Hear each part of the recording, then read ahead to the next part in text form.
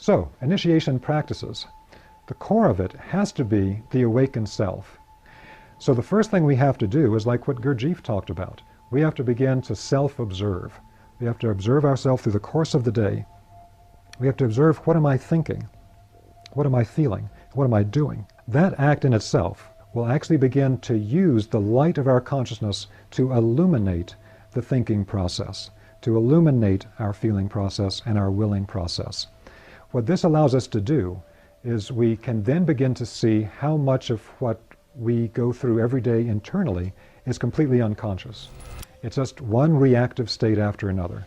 You get a particular external trigger and you have a particular reaction to it.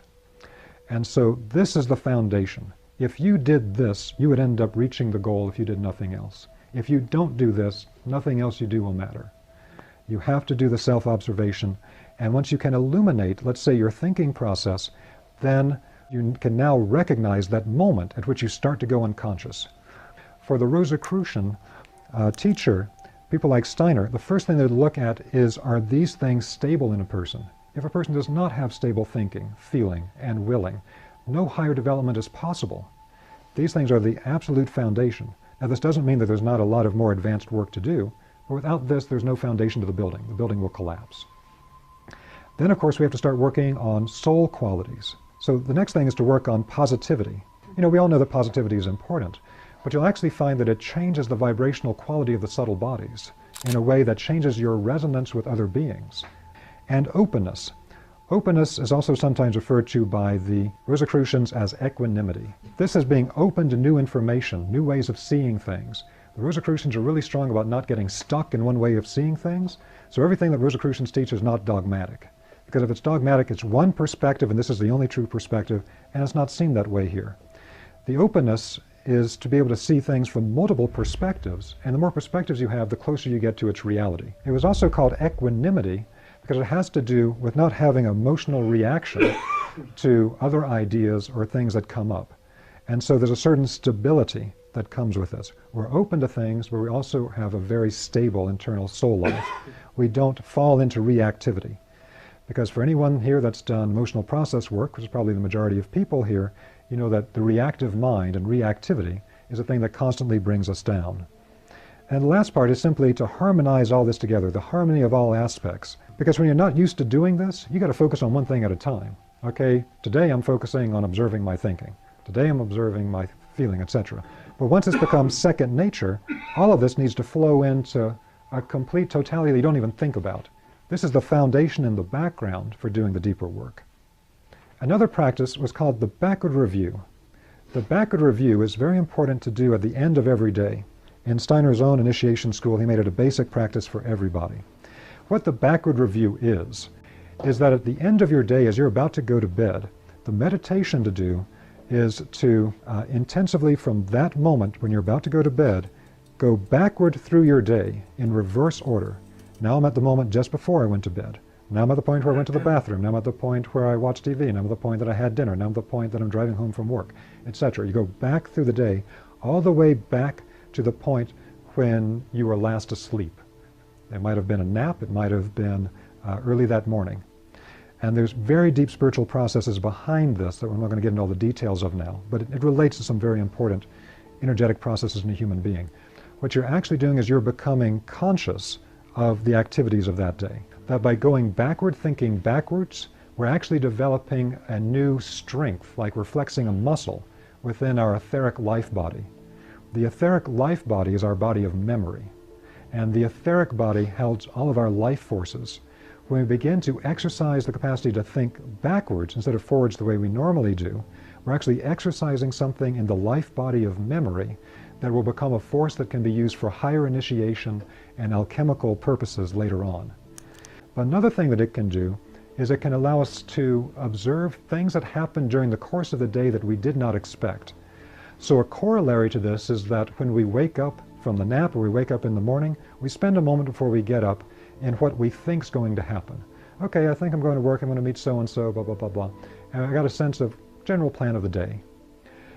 Now then, when you, at the end of the day, look backwards, you sometimes find that very different things happen than you had planned, or that things that were completely unexpected somehow inserted themselves.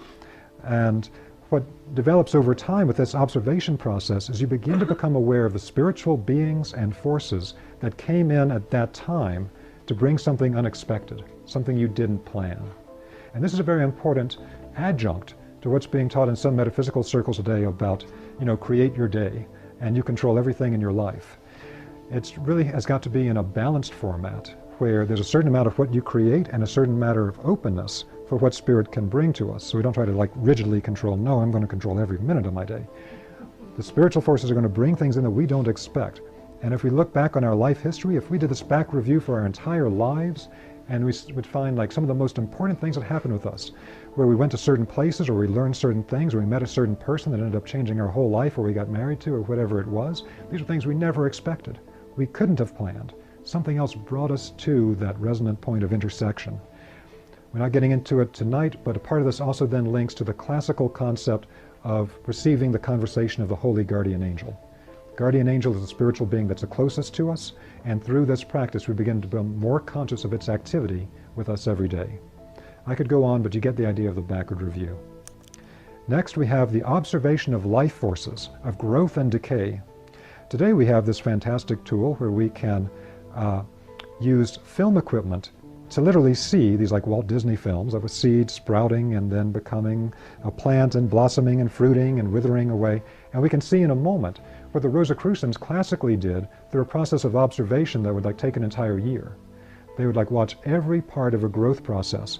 For any of you that have children, you've done the exact same thing with your child. You saw every stage of the growth process of that child and how these forces then naturally unfolded in a particular way. Now, the observation of the life forces does something very significant, very important, and that is that it develops a particular type of clairvoyant faculty inside of us to see how things move through life processes from one stage to another.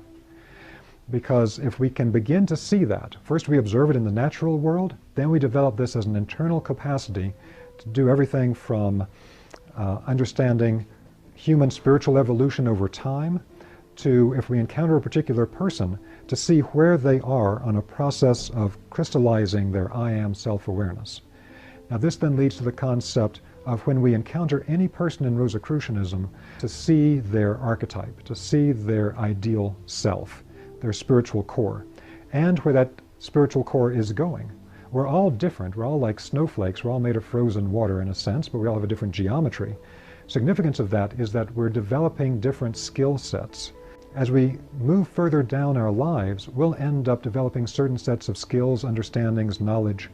And so this is linked to the whole concept that over time, the things that cause us the most pain in life sometimes become the source of our greatest strengths. And so what we then begin to perceive in people is that there's been a trajectory of who they've been before and who they are now and who they're going to become.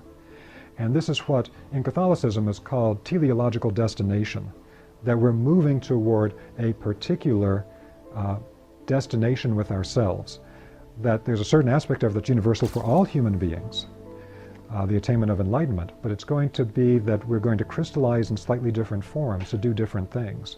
And so this is a real divine mystery. Every human being holds this divine mystery, and to see what's held within it. It also leads us to actually perceive the hidden spirit and spiritual beings working through all the forces of nature. So, give you some idea of the observation of life forces and growth and decay. Now, as we're studying things, we have a particular practice that we do. It's called the dissolving practice. The dissolving practice is an alchemical way to read spiritual text, so that if you're reading a text from any spiritual tradition, what you're actually reading as words on the page was the attempt of someone to crystallize into written language a direct spiritual experience that they had. The only way to get to the core of what they're trying to tell you without getting caught up in a fundamentalist literalist trap is to actually regain the experience they had they're trying to communicate through the words. That means the words have to be dissolved into a direct inner spiritual experience. And so it's a type of meditative reading. And this is very important. And it's part of a whole alchemical process that we go through in consciousness. So once we can dissolve those spiritual texts into the original experience, it opens up a great world for us and is absolutely vital for going to deeper parts of spiritual teachings that have been preserved. So with this particular process, what we have is that in the ancient schools, they taught a particular type of breathing. And the way they breathed at that time was to actually make themselves more conscious by being conscious of the breath in and out. So there's a particular yoga of the inhale of the breath and of the exhale of the breath. And what Steiner is basically saying with the Michaelic yoga is that for the Rosicrucian, we have the same inhale and exhale, but now it's done in pure consciousness. It's not done with the breath per se. So when we inhale, in a sense, the observation of the physical world, then that's what we would call a perception. I perceive something in the physical world. Whatever I see, if I'm observing nature or a human being, whatever it is, I'm breathing in that perception. And that's a completely receptive activity. If I don't have a receptive soul, I can't do it. But we breathe that in and we hold the perception inside of us. It might be the movement of a child. It might be the growth of a flower. It might be whatever it is. And then we breathe out the concept. A concept is where now I can see inside what I have perceived, the spirit inside of it. So when we say that, I have a concept about this or that, we tend to deal with the idea of a concept as something very intellectual and abstract. Oh, that's all just a bunch of concepts. But a true concept is a thought form from the mind of God. A true concept is a direct perception of spirit within matter. And that's why it's called a concept. The term conception means birth. And a concept is a birth inside of the human mind of the direct perception of spirit working in the world.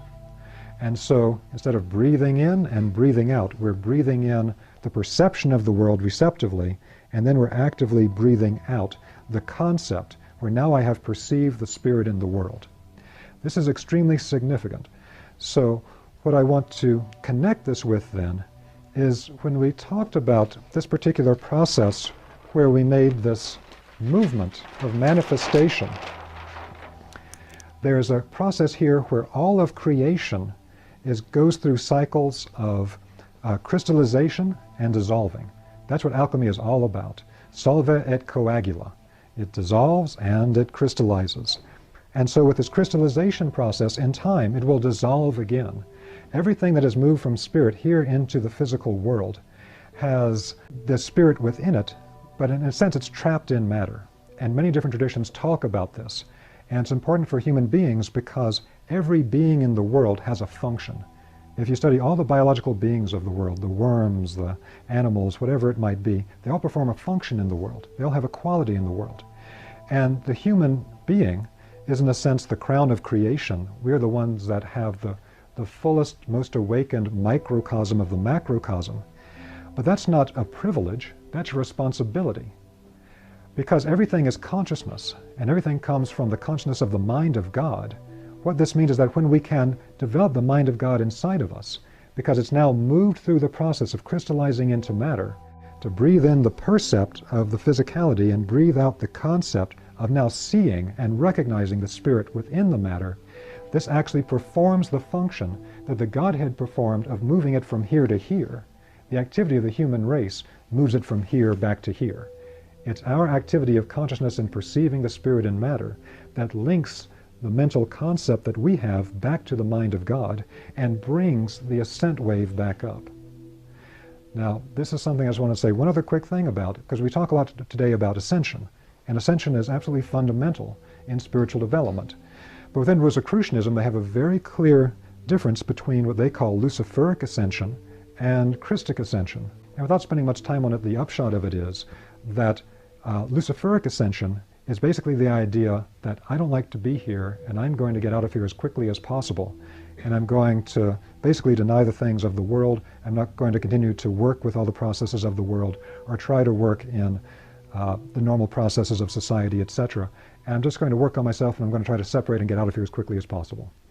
That's different from the christic form of ascension, which is actually to go as deeply as possible into the experiences of the physical world, because by doing so, we develop strengths that we can't develop if we pull out too quickly. It's like if I tried to get a caterpillar that's in the cocoon and cut it out, I'm just going to have a mess. I'm not going to have a butterfly. There's a whole thing about going into the cocoon of the physical world and the experiences we have here that shape us. They are the alchemical experiences that we're meant to have here, the stuff we don't like going through. They actually shape us in a particular way. And so this christic ascension is like the model scene with the life of Christ, that the Christ went through this entire process all the way to crucifixion, and then the descent into hell, and then the resurrection, etc., as this model, this passion play of going all the way down to complete union with the earth, and then coming back, and at that point basically said, I will be with you always until the end of days. And that is mirrored in other traditions like the Buddhists, where the Buddhists once again say things in the Bodhisattva vow, like, I will continue to incarnate until all sentient beings attain enlightenment. It's the exact same spiritual impulse. And so for us, it's the thing of grasping the nature of the physical world and working with it deeply and helping every being in the physical world and pulling it up on the pathway of ascension instead of saying, well, I'm out of here, good luck, and here I go. So this is the big overview of the general idea of a system of initiation within Rosicrucianism. And within this time, I've tried to give you a sense of the bigger context as well as some of the actual practical exercises.